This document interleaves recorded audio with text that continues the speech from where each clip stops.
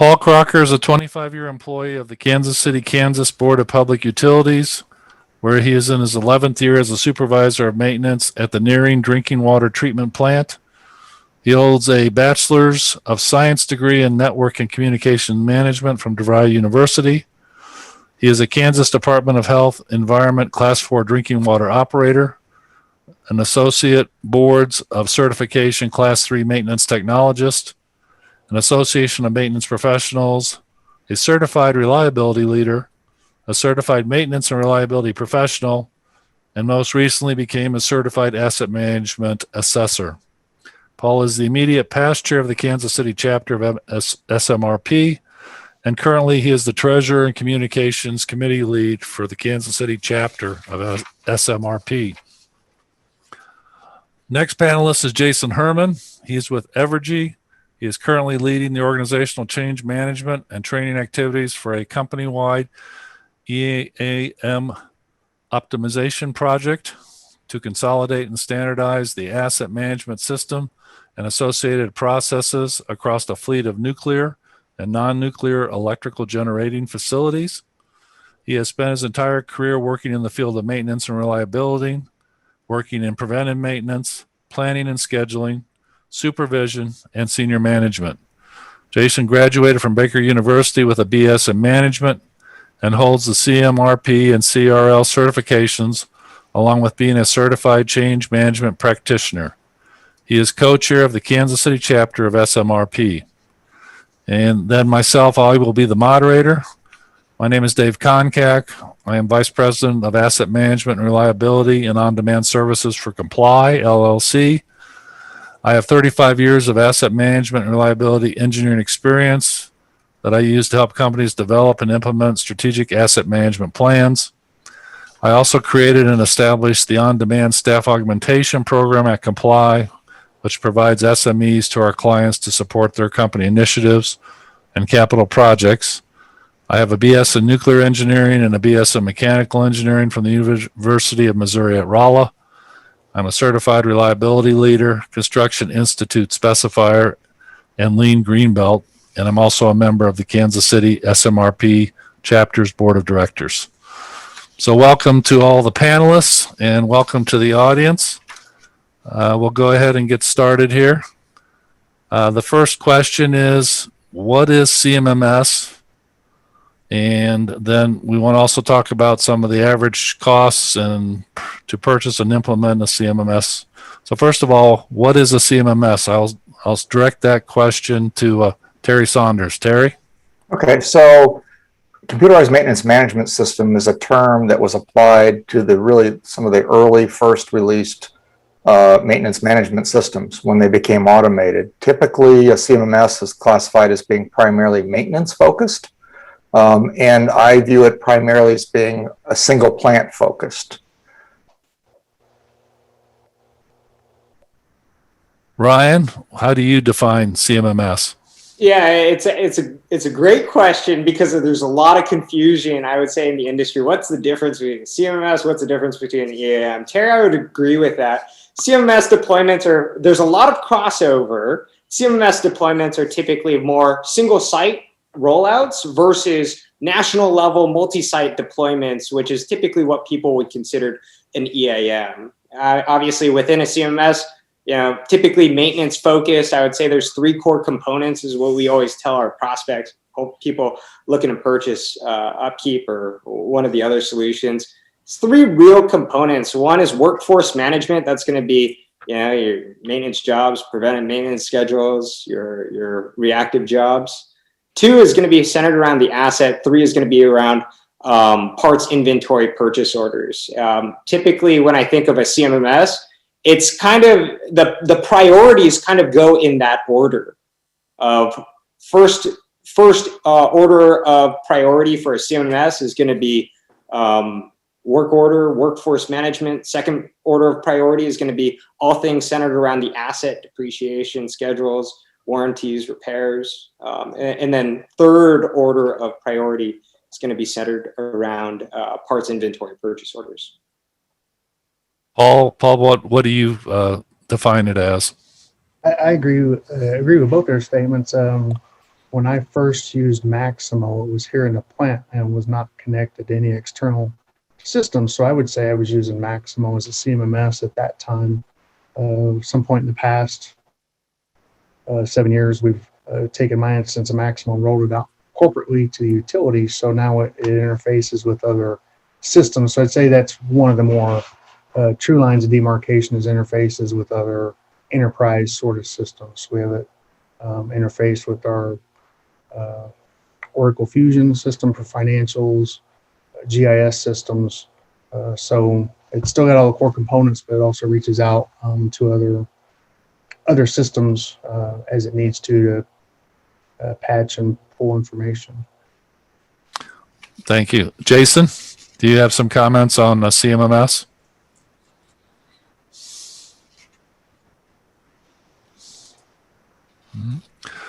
Well, we'll come back to that. Let's move on to the next question. So what is an enterprise asset management system? Who wants to take that one? I'll take a shot at it. So I think as these commercial off-the-shelf systems evolved, they had a larger reach, and Paul just sort of referenced that, the idea that you need to interoperate into the enterprise. So you need to be able to connect to the GIS system. You need to connect to finance systems and HR and, capital management. So it's that. And it's also very core to it is the asset register. So the addition above CMMS, I think, is really what I'll call full asset management, which is now starting to evolve to more full asset lifecycle management.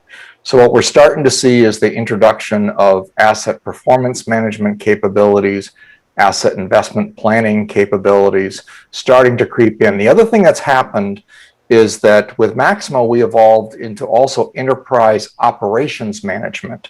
And what I mean by that are things like operator logs, operator rounds and readings, duty stations, those kinds of things, but also things like clearance processing and permitting for lockout tagout. So it's expanded to involve operations, and that's really critical because we're really looking at pulling the whole team together of operations, engineering, and maintenance into really, achieving reliability and availability.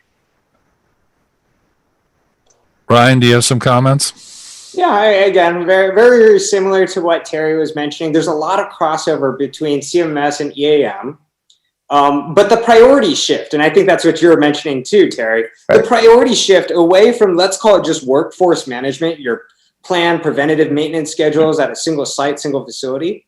Instead, it's more a bigger focus on the asset registry. It's about installation commission. It's about the entire life cycle of the asset as number one priority. Maybe number two priority actually might be parts inventory purchase orders. And maybe the third priority is actually workforce management.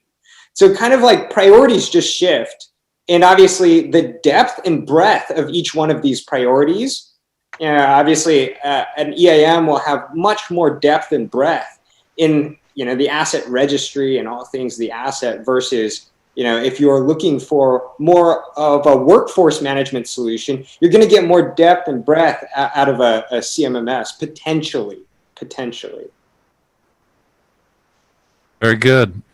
Paul, any comments on enterprise asset management? You spoke a little bit about some of the interfaces there with the CMMS. Yeah, I think at the end of the day, it's just more power. You have access to more information across systems, so you can sort of get a better a better view across what otherwise might be silos of information. At the end of the day, it's still the operations and maintenance folks that are using the system for maintaining and operating things, but the reach out to other systems makes the EAM a more powerful tool for the enterprise. So we've kind of talked about this, but how are they different, and are there advantages versus disadvantages to each system? Who wants to take that one? I can go ahead and kick us off. I'm sure everyone else on the panel will have some ideas too. Advantages, disadvantages. Of course, there are advantages, disadvantages of both. Maximo is great. Traditional CMMS like Upkeep is great too. Depends on your needs, right? Again, it depends on like what your priorities are and what your struggles are today. If you're looking for a national rollout to standardize implementation in software and technology across multiple plants, you want to go with an EAM. But if you are looking for and trying to solve immediate workforce management solutions, documentation, digitization at a single plant, like you will want to go with a CMMS because implementation is much faster, easier versus trying to roll out a larger, much more broad EAM. But again, I'm very biased here. Would love to hear others' thoughts. I agree with Ryan there. It's kind of like you can put out a trash can fire with like a fire extinguisher. You can bring out the pumper truck. If you're in a plant, you maybe only need a fire extinguisher sort of solution. But if you got a building on fire, you bring out the fire truck. So I think the use case for it is definitely a single plant for CMMS or single location, but then when you go to a larger sort of organization that needs more information from other areas, then the EAM becomes the better choice. Yeah, and I would just add, it kind of depends on how far your journey needs to go. Meaning you could take an EAM system and through phases and scope control, you can start off by making sure that you've identified your assets and, you start to identify maintenance plans and start to grow, but control your scope so people can get on board and understand. And then you've got a direction to go, and you might be adding plant by plant by plant or location by location in a phased approach. So what started off as your implementation being very much a CMMS might evolve to a full enterprise, suite kind of rollout. So it kind of looks like, where do you got to go? Where do you want to be? So the next question I have is, does the size of your company influence your choice of systems? And if so, why? I would have to say yes. And I think it was brought up earlier. It's a matter of, cost and what the scope of your efforts are and what you need to accomplish. So, absolutely, the size of your operation does make a difference on your selection. Yeah, I mean, typically, to your point, Terry, typically it's like where you want to go out in the future, kind of generally good best practices say how big is the company, and they'll tell you how complex your operations are. Right. But the other thing that I will highlight here is that like you choose an EAM, you choose a CMS, it's not, it's not like, hey, you choose one and that's what it is for forever. There are a lot of solutions. There are a lot of times where people come to CMMS, they say, okay, great, we start here. And we know we want to get there, but this is the first step into digitizing, streamlining our entire operations. And that's a totally okay answer as well. All comments? I basically agree with what he said. It's just that where you want to start at, what you need is to be in a CMMS or an EAM system, and then where you want to go at the end of the day. Like you got to have some sort of vision for the information that you're putting into it and getting out of it at the get-go. Obviously anybody could probably purchase an EAM like Maximo, but if they're a real small operation, like like I started out, just 5 maintenance people and an operator, it's kind of overkill for just that. I mean, it worked great. I loved it, but that's probably serious overkill for what you want to do. I think a smaller CMMS solution will be better. But at the end of the day, it's what you want out of it that should drive the choice. So you all talked about budget a little bit and the influence on the choice of systems. Can you guys kind of give me a thumbs value of what, a CMMS system costs versus a enterprise asset management system? Just a ballpark idea and why it is what it is. Let me just make a comment that when you're looking at the cost and the budget, you need to look at the entire picture all the way to implementation. So, you've certainly got software, licensing costs, but you've got depending on how you're going, you've got your hardware infrastructure, you've got your people, your resources to manage all of that, outside consulting, so it's like when sometimes people ask me, what does it cost or how long it takes? And I always start with the word, and you hate to say it, but it depends, right?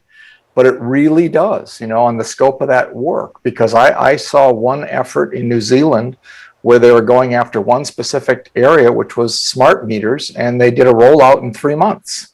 But it was very confined, very specific. So it really does depend on what you're trying to do and how you go about it. But I'm obviously in favor of phased approaches as opposed to big bang, and I think that the business needs to see benefit, and the users need to see benefit, and that gives the really, instead of pushing, then you've got a pull going on with the organization to move further and further ahead. But that word depend does get in there. But look at the total cost of ownership and deployment, and the licensing is one piece of that. And I will say one thing about that, and that is, bottom line is software licensing is based on business value, which tells me that you identify the business value and pricing is negotiable. Thank you, Terry. Ryan, do you have some comments? Yeah, same thing, Terry. That's exactly what I was going to mention. When you look at the sticker price of software, that could actually, for many businesses, be one of the cheapest parts of CMMS. Or an EAM. What you're actually looking at is training, implementation. It could be the entire hardware setup, cloud hosting fee that you're paying as well.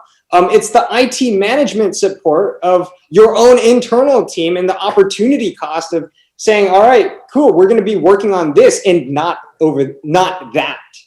So when you look at cost, you got to look at the full picture, as Terry was mentioning. Ballpark numbers, for upkeep, we range anywhere from $30-40 a user per month, all the way up to $100 per user per month. We handle hosting costs. We handle a lot of the training support as well. We've got very, very transparent pricing. And when we do talk about budget and does it influence a system, generally, again, very, very super high level, generally a CMMS, because you are typically dealing with a single site, implementation is going to be faster, training is going to be a lot easier, and the cost to roll out a CMMS is generally going to be much more inexpensive than rolling out an EAM, a multi-site deployment of an EAM.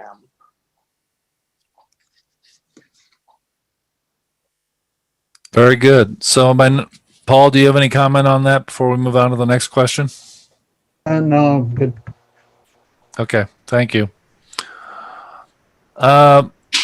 Next question is, okay, we talked about budget. We've talked about the size of the company. What about users? How do they play a role in determining the choice of software? Is it a bottom up, a top down? What has your gentleman's experience been with these systems? It's about inclusion. I mean, this is a system for the entire organization to embrace. So I say you do need to involve the users in that process. involve your subject matter experts. So this could be a wide range of different people, reliability engineers. I mean, yeah, they do need to be there. There's one thing that I think that, people should look closely at too, is look at, talk to others in your industry, and look to what the analysts have done to kind of narrow your focus. But yeah, you do need to involve your people. It's got to be an organizational effort. And I'll kind of second that and maybe take it to an extreme. We believe deeply, deeply, deeply that it is actually bottoms up kind of adoption of maintenance software. We always say for our customers, our prospects, like, what do you want to get out of the system? Is it better insights? Is it better reports? Is it better data? And then you kind of backtrack into, where does that data come from? It comes from the end user. If you make the days, lives, and jobs easier for the end user, if you make it more difficult for the end user, that's going to directly impact the quality of data, the quality of insights, the quality of reports that you're trying to get out of a system. So we always say, involve the end users. That is so critically important, because if you don't get buy-in from them, you're going to have a failed implementation 100% of the time. It doesn't matter if you use an EAM, it doesn't matter if you use a CMMS. Oftentimes what we hear is, it's all about the data that drives insights that ultimately drive actions to make better business decisions. And if you don't have the first piece, which is data from the field, you're not going to have anything else. Doesn't matter, again, whether you use CMMS, EAM. Thank you. Paul, your feelings? Yeah, I agree. I think that the people that are going to be using the system should absolutely have say in how the system is developed and used, because you have the people at the top that are making the purchase decisions for the systems for the business reasons, and they've got their vision for what they want out of it, and then you've got the end users that have a point of view on that, and you've got people in between in the stores and purchasing, and other groups that use the system or use data from the systems. And if you don't bring them all to the table, the rollout of it is going to be difficult, to say the least. Jason, have you been able to join us?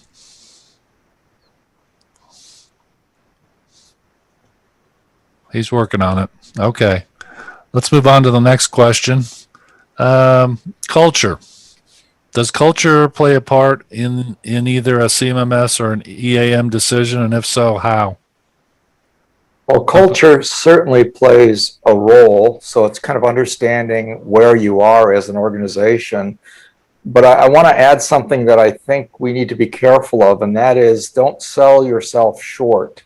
Meaning, we have a transitioning workforce.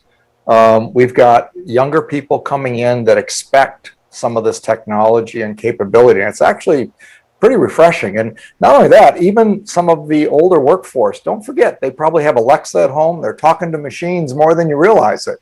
We all have these mobile devices in our pockets. We're used to using them. And so there's really a shift going on, I think. The main thing I'd say is don't sell your people short.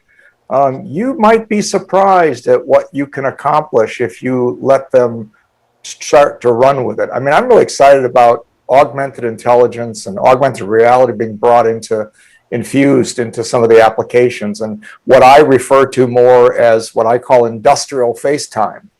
Being able to connect with a subject matter expert while you're out in the field, trying to get some guidance on how to, get through a successful maintenance repair, not just to give you the technical information, but to give that new worker confidence that they're not going to screw up.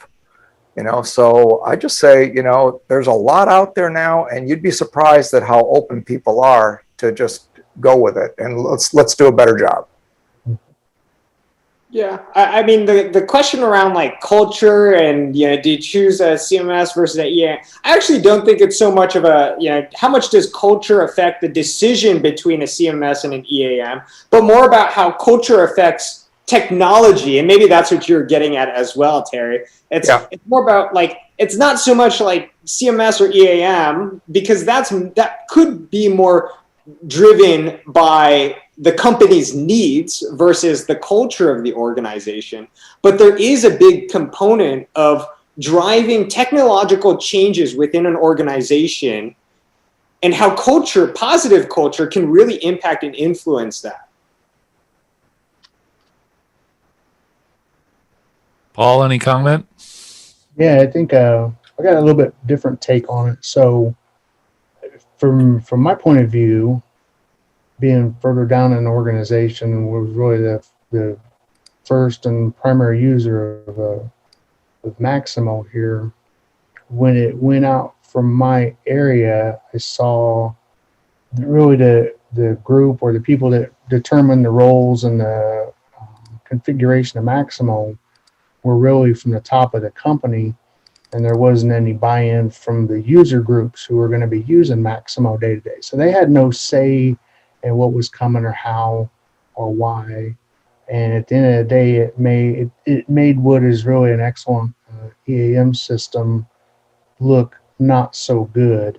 So I think part of that culture is considering the work environment, and in my utility, we're a largely union-based staff that operate the plants and do maintenance and such.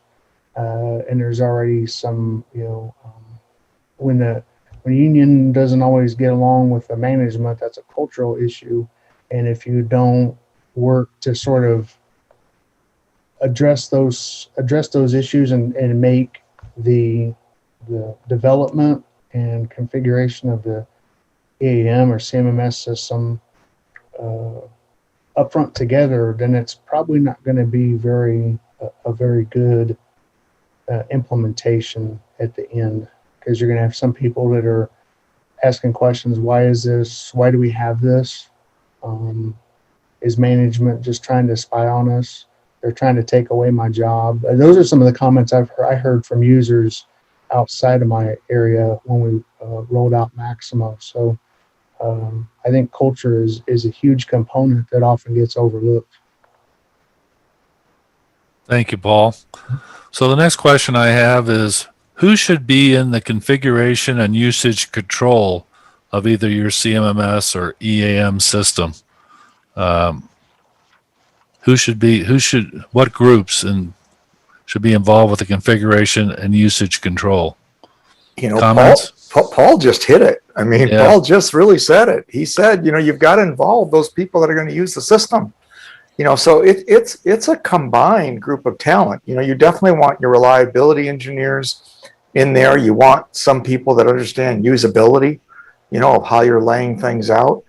But you've got to involve some of those people that others on the workforce actually respect and look up to. And that's kind of an informal network, but they need to be a part of it, because that's what will encourage people to say, hey, they've done a good job here. This is something we need to use. So it's a cross section, but it definitely goes all the way, to it's got to include the field. So. Agreed. I think, to both of your guys' points, Paul and Terry, include the field, include the technicians. I think what you mentioned, we always talk about it a ton. Don't do big bangs. Start out small. Yeah. Start with, especially around configuration. You can configure the hell out of everything. You can customize the heck out of every single system. Start small. So who should be involved in the initial stages? You got to figure out what we always talk about. What's the minimum viable product to get people using it and to give you value? And you start there. And whoever is going to help scope it down, and that's generally going to be the end users, they'll tell you, this is what I use, and this is what is helpful to me. They'll tell you what's required in this initial configuration and setup versus what's all the bells and whistles. Thank you, Ryan. The next question I have is, and this ties into what you've already said, but should every CMMS or EAM implementation have a reliability engineer or a similar role in the core team and in the change of the usage configuration? Is this person important to that process? Generally, I was just going to say, I mentioned the fact that the end game here is availability and reliability of the assets. I mean, that's what you're really trying to ensure. So, absolutely. So, go ahead. Yeah. I mean, generally, yes. What you want is you want to align on the sets of data and the sets of metrics that you're looking for, and align that to the configuration, and then you kind of trust implementation, the rollout team, that they're going to get you that data. And obviously, we talked about like data insights into actions. Like that's what the reliability engineer's job is to translate data into insights and translate insights into some sort of action. So yes. Okay, thank you. Paul, any comment? Yeah, for when we did it all out here, I think it would have been very helpful. At the time, I didn't have a CRL, a CMRP certification. I was only just sort of familiar with maintenance topics when I came into the role. But I think it would have been immensely helpful to have someone sitting on that core team and steering committee who was a reliability engineer or maintenance engineer to sort of help hone in what the system was going to do and how it was going to do it. As we have it now, it's more information technology driven, and they're not the end users of the system, so they don't really understand the requirement. I mean, they're great at keeping the system up and applying patches and configurations, but they're not so great at figuring out end user needs. Thank you, Paul. So my next question is, what role does IT play in the rollout of a CMMS or EAM system? What has your experience been with working with the IT groups at your businesses or you guys as software providers? How's that gone? I'd be curious in Paul's answer here as the end user. Well, I think they're good at keeping the system up. They've got for an organization like us where we have electric power and water as a utility, there's a lot of federal sort of requirements about the electric side of our utility. And since our Maximo sits on our corporate network, there's a lot of security things they've got to think about. Not only that, they've got to keep the system patched to keep people out of the other systems, including Maximo.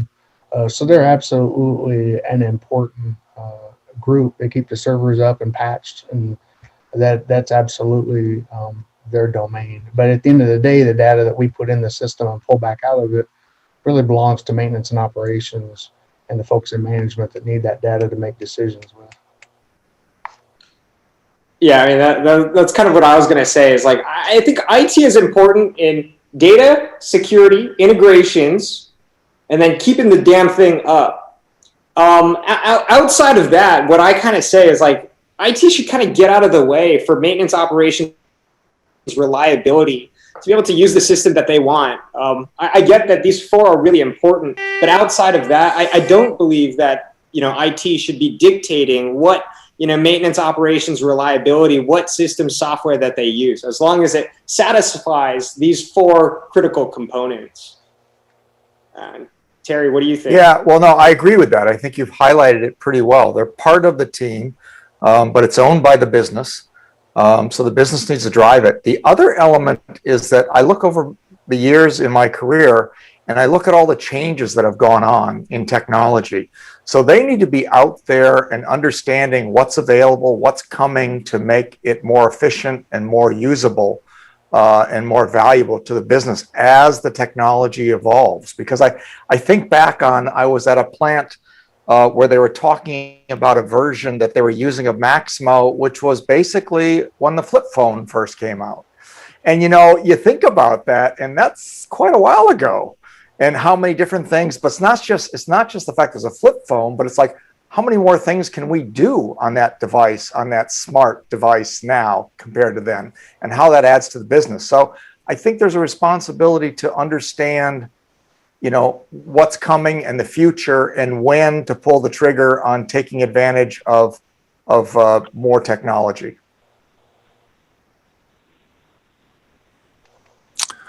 The next question I have concerns regulatory compliance aspects of your business, and this is probably directed more toward Paul and Jason. Does that have any influence in your choice of products?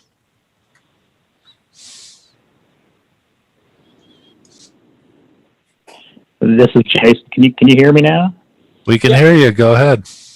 Oh, I've been trying for 20 minutes to get through here. I've been listening. It's been great conversation, but I don't know what was going on. I was muted and was able to get through now. So good. My name's Jason Herman, and I'm with a local utility around here in Kansas and Missouri. But we have a generating fleet of nuclear and non-nuclear. So I definitely would say I'm currently on the EAM side. We're right in the middle of a multi-year EAM implementation to merge about five different legacy CMMS EAM type systems into one system across the organization. And part of that, the non-nuclear side has some regulation around it, but the nuclear side has an enormous amount of regulation around it. So it definitely does. And what I found is that as we're selecting the applications that we use and the things that we were going to integrate with that EAM system, it definitely does make a difference, because within the nuclear world, they very much are not. They're very hesitant to use something that hasn't already been proven out there somewhere else in the nuclear world. So there are companies that are building those type of applications that have been proven for that type of regulation, and it does make a difference. And we've had to go, for that side of the business, we've had to go certain directions that we didn't have to go to for the non-nuclear side. So it definitely does make a difference in certain instances. Thank you, Jason. Paul? And what was that? Which question were you on? I was asking about, does regulatory compliance aspects of your business influence which system you choose, and if so, why? Yeah, we're under EPA sort of regulation here through the state of Kansas, so I think it definitely does have a role in that. So we're starting to use the health, safety, environment modules in Maximo, and there's lots of tie-ins from Maximo to those systems for regulatory compliance. We have to be compliant with the Clean Air Act for chlorine and ammonia, and for the Safe Drinking Water Act. So a lot of the components in our system, we need to be able to show when we've worked on a piece of equipment, what we did to it, how we found it, how we left it, because the regulators may not understand anything about how the piece of equipment works, but they can certainly tell by looking at work orders, did you replace parts in it or not, or whatnot. It's not good enough to tell them you fixed it and repaired it and it's back in service. You got to have the documentation to go with it. So I think that is definitely a good core component. Thank you, Paul. Any comments from Terry or Ryan? Well, I would only make the comment that I would hope you would take advantage of, configuration and settings so that some of that work for regulatory reporting becomes almost transparent and somewhat automatic. And what I mean by that is that, your assets on the asset register itself, you can indicate if it participates in what regulations. And so that because, most assets are installed in locations, and work orders are written against assets installed in locations, all work that's done on that asset and at that location can be collected over a period of time as it pertains to certain regulations. So it allows you to then more easily collect all of those activities to document what you've done to support that regulation. So that's one thing, because then it just becomes part of the way we do our job, and hopefully we're getting the spirit of the regulation so that we're able to work more effectively and safely. Yeah, I agree with Terry there. It should be definitely a part of the process and procedures flow. So the CMMS or EAM systems are just kind of a natural fit in the spaces, and you're just populating stuff that's part of that business flow, and not trying to make your business needs fit into the CMMS. It should be the other way around. It needs to be molded to the business, and certainly designed and configured to fit in with those needs. Ryan, any thoughts on your end? Generally, all the same. I think what you'll find is that most of the good systems are configurable, customizable enough to fit into most regulatory setups. There are some like industry specific solutions out there. I don't know. I just feel like most of them are kind of all the same. You can do a lot with the existing solutions, customizing, configuring them to fit regulatory compliances. To Terry's point, you could set up like customized reporting that will help you almost do a lot of this compliance work on an automated basis. Thank you, Ryan. Okay. So what I would like to do next is kind of open up the floor for questions. I have 2 questions already as part of the chat. So let me go ahead and ask those, and then we'll open the floor up to other questions. So hold on a moment.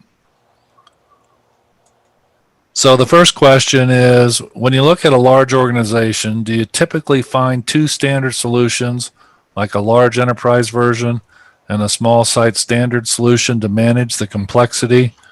Or is everyone on one tool that is suboptimal for both ends of the complex spectrum? Does anybody want to answer that one? Normally, I'm just going to say, normally I see they're on one system, but they might have multiple instances. So it might be, somewhat different and configured for that part of the business. You look at a utility and, there's so many different, sectors within the utility, generation itself, whether it's a nuclear plant, whether it's a wind farm. Very different processes, yet they can still use the same tool so that what the end user faces fits their work within one tool. Where I see the challenges happen is through acquisitions. So, there are other utilities acquiring other utilities who may have different systems, and you're running hot, and you just don't rip and replace, right? So it's got to be a planned transfer. And in some cases, I've seen where a major utility might be running really up to 5 different GIS systems. Well, luckily for Maximo, we can support all of those different ones until they get to a point where they want to settle in on 1 or 2 of those other systems. So again, it gets back to that question of, you need that configurability there. Even when we talk about regulation, if a new regulation comes up, you can create a field. You can define its characteristics, alphanumeric, that's all upgradable. So that becomes pretty important. But there's a lot of transition going on in the industry. So whether it's acquisitions, you've got to have a system that will help you adapt as things change.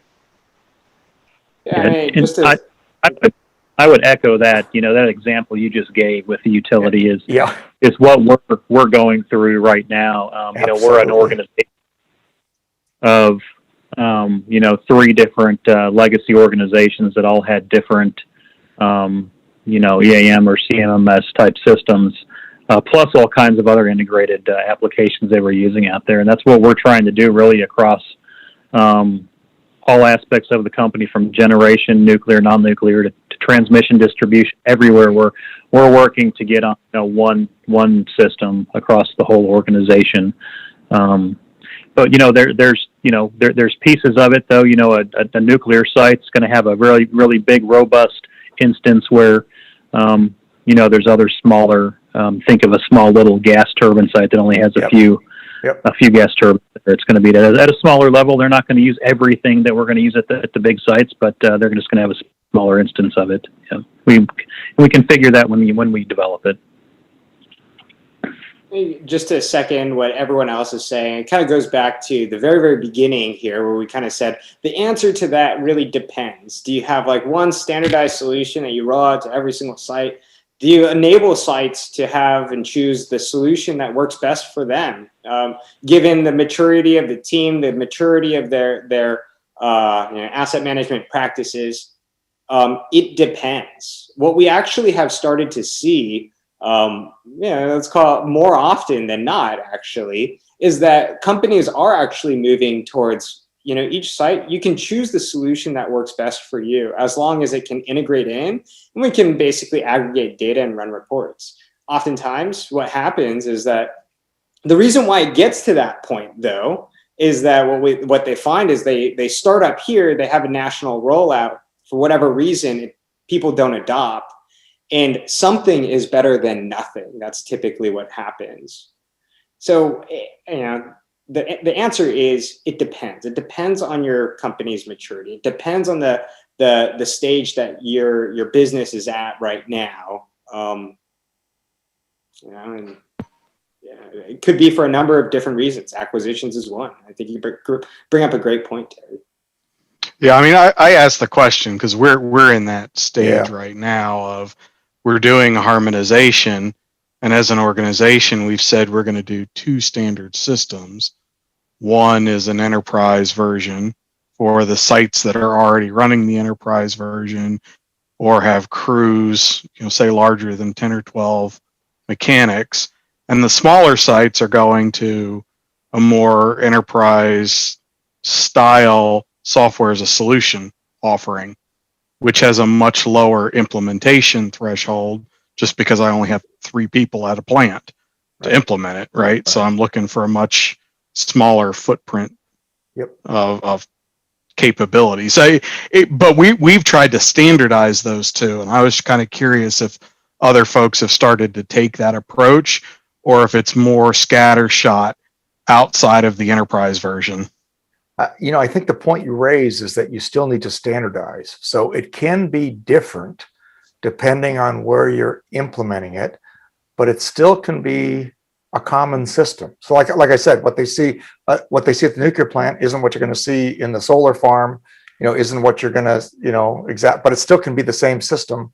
Or you might have, a few multiple instances, but it allows you to operate better. But yeah, you do have to tailor it for that environment. And I know here, and I think Jason's utility too, that the plants have got a definitely different use case than the distribution systems. Like for our distribution systems, they primarily use Esri GIS, and it sort of backfeeds information into Maximo. Where in the plants, we don't use the GIS systems. We're working in Maximo, so we just got segregated out with sites. They've got sort of different functions, but it's all one system.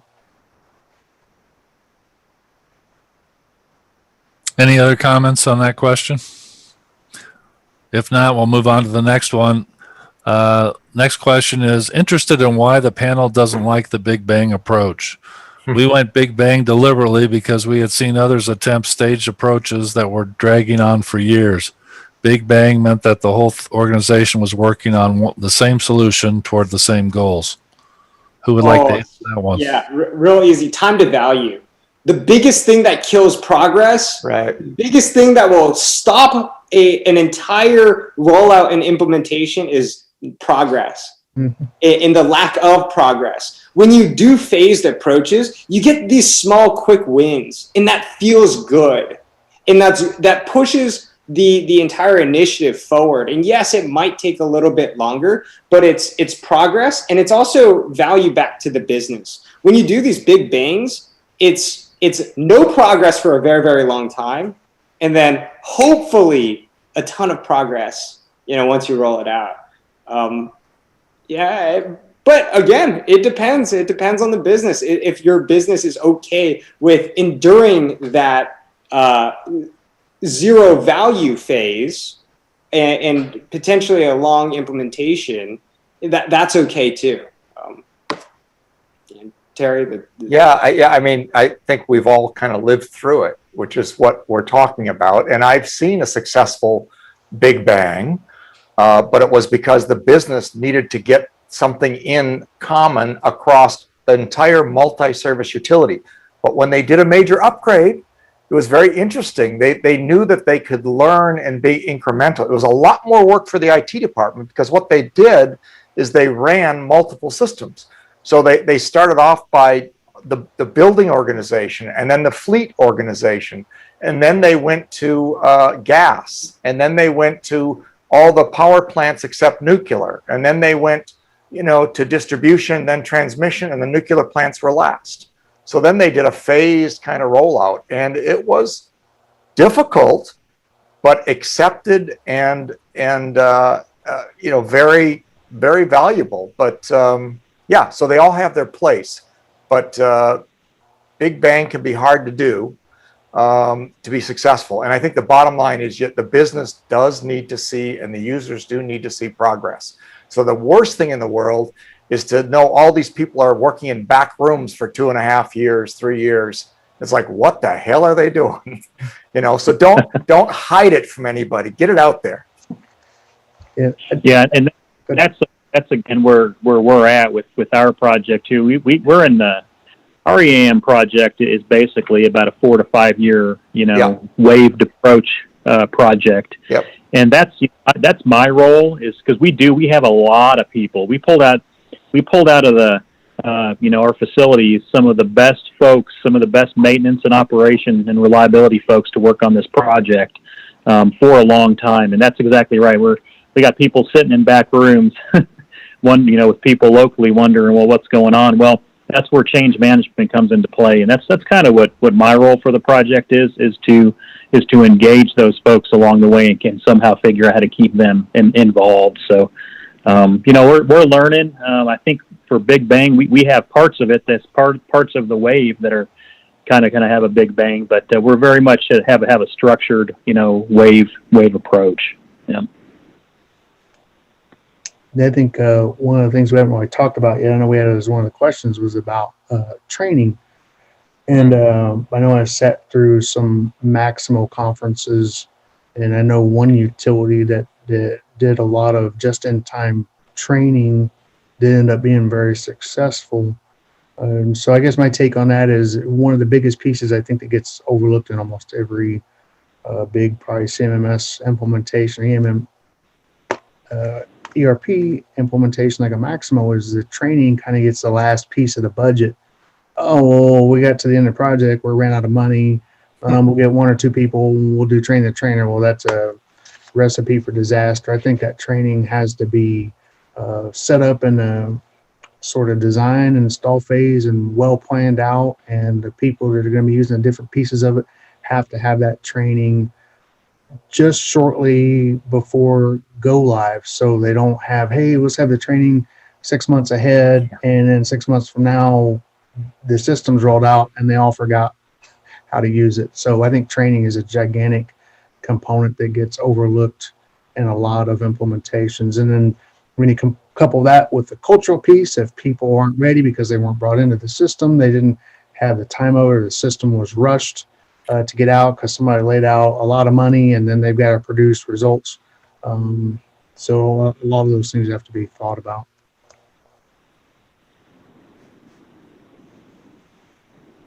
Very good. Other questions from the audience?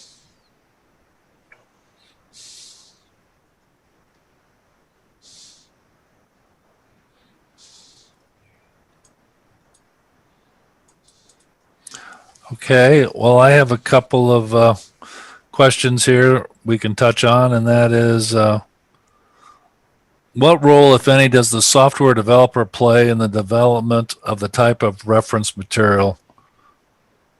And when I think they're talking about reference material, what both is used for training of the operators and the others involved with that particular software. So I guess that kind of goes to you and Terry there, Ryan, you and Terry, for response. Let me say something that, I don't know that times have changed, but it kind of seems like they have. People don't like reading manuals.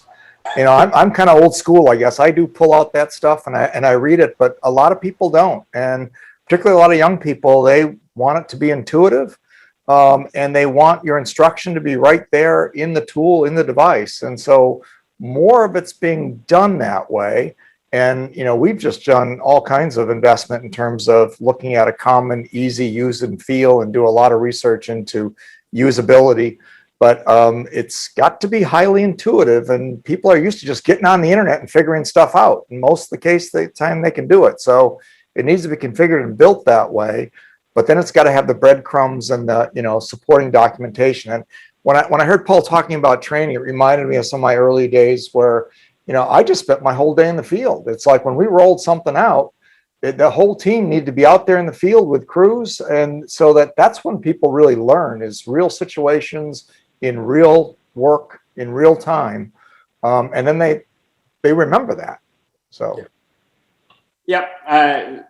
Totally second that, Terry. I'll go one step farther. What we've seen a lot of success with our customers in terms of training, implementation, rollout is actually video. And I think it goes back to your point. Yeah. YouTube. Yeah, no, seriously. I know. Yeah, exactly. It's YouTube. It's, instead of the user manuals, to your point, it's actual out in the field. How am I using it on a day-to-day basis? Show me what buttons to click, show me how to use it, show me the entire workflow. And video works wonders. I tell people all the time when they ask me questions about Maximo or something, I said, did you try to Google it? Yeah. Because it's like, that's how I find out stuff. And if I didn't remember how to use the remote start on my Honda, I looked it up on YouTube. It's like, oh yeah, oh, there you go. It's a wonderful thing, but you're right. You can learn a lot of stuff just by using the internet, using your devices, and videos. Videos are great. Yeah, I would agree with that. And as we've just went through our first wave of implementation, with training, and somebody out there made a comment. I think it was Glenn, says we found the training is important, but the follow up 2 to 4 weeks after makes or breaks acceptance, and can't agree with that anymore. That is so true. That the support after initial go live is just so darn important. But one of the things that I think is really important is today, and you mentioned it there, Terry, the technology today and the intuitive training type resources at your fingertips is so important, where it's easy for them to access, in-app actual support. There is some really cool tools out there today. We're working to try to get a couple of them that really puts that stuff right at their fingertips, where, kind of train me, try it out, test me, right, all in the same application, right at your fingertips in an application. There's some neat stuff out there, and that's what I think our end users want and need. So, Paul, your thoughts? I agree. I know for Maximo, kind of the Alt F1 key is a great tool if you're in the field and like, what does this work? What does it do? Yeah, right. With Alt F1, it brings up the little help box, and it gives you something to go search for. So it's handy. A long time ago, I put a video out on YouTube about how to set up a job plan and PM in Maximo, and I was looking through my YouTube stuff the other day, and it had like 6,000 views. I'm like, wow, I had no idea anybody would ever even look at it. It works. Yep. Well, we're at the end here of our hour. I want to thank all the panelists for their participation. We really appreciate that. I want to thank the audience for their attendance. I also want to mention our next event, which will be on March 18th. We're going to have a lunch and learn that you can virtually participate in. It's on facility inspections with infrared, and we'll be sending out some invitations on that here in the next, they've already actually been sent out, so you can go to our website or go on to some of the social media to find that invitation. And again, I want to thank our panelists. Thank you, gentlemen, for taking the time to join us today. We really appreciate it. You're welcome. Everybody have a great day. Thank you. Thank you. Yeah, thank you very Be much. well, everyone. Enjoyed it. Take care. Thank you.